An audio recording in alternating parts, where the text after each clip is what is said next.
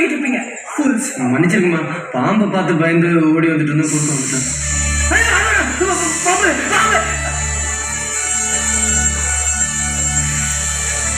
அடிச்சு கொல்லுங்கடாத. ஐயோ வேண்டாமா, அது தெய்வமா, யாரையும் ஒண்ணு பண்ணாது. தயவு செஞ்சு அந்த பாம்பு கொண்டுடாதீங்க. கையெடு. வீட்டு வேலைக்காரி நீ என் கைய தொட்டு பேசுற அளவு தின்னு வந்துருச்சா? என்னடா பார்த்து நிக்கிறீங்க? அந்த பாம்பு கொல்ல சொன்னல.